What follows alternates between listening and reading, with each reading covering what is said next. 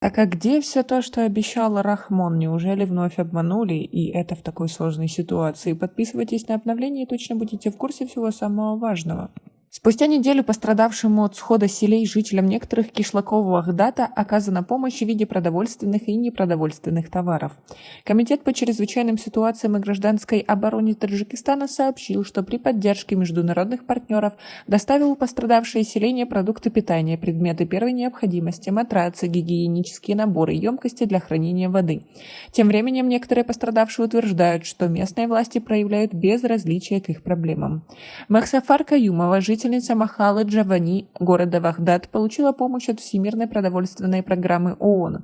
Разрушительный сель, сошедший на Махалу в ночь на 27 августа, не обошел стороной ее дом.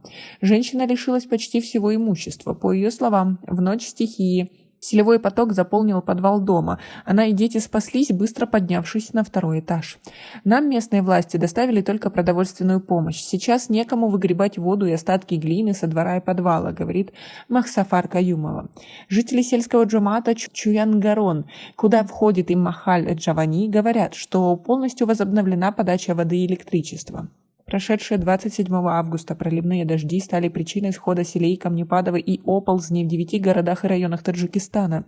Селевой поток разрушил десятки домов, километры дорог и линий электропередачи. По официальным данным, больше всего жертв в Вагдатском районе – 17 человек, а 4 – жители района Рудаки Варзопского района.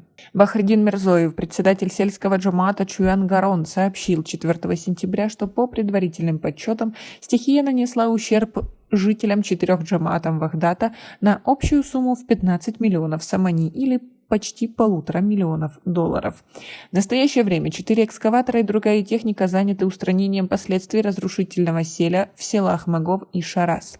Рабочая группа составила список домов, которые признаны аварийными или непригодными для жилья после стихии.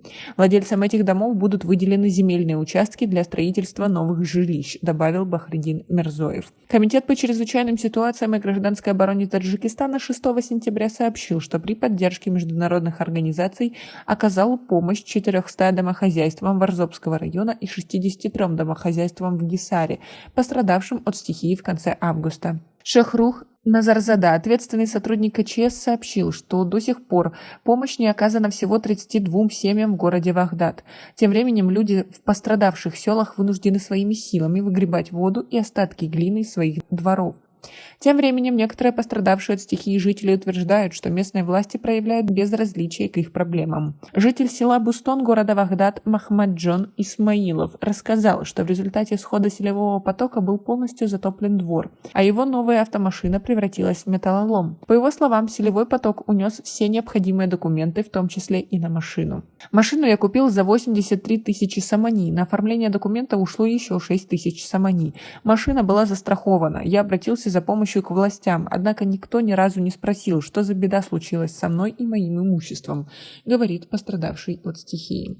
Как вы относитесь к такой ситуации? Как вы думаете, на самом ли деле просто техника и люди не успевают помогать всем? Или действительно проявляется безразличие и не особо-то и спешать помогать людям? И как вы думаете, как власть должна на это все реагировать и что должна сделать для населения? У нас пока на этом все. Оцените наше видео подпиской и лайком. До скорой встречи.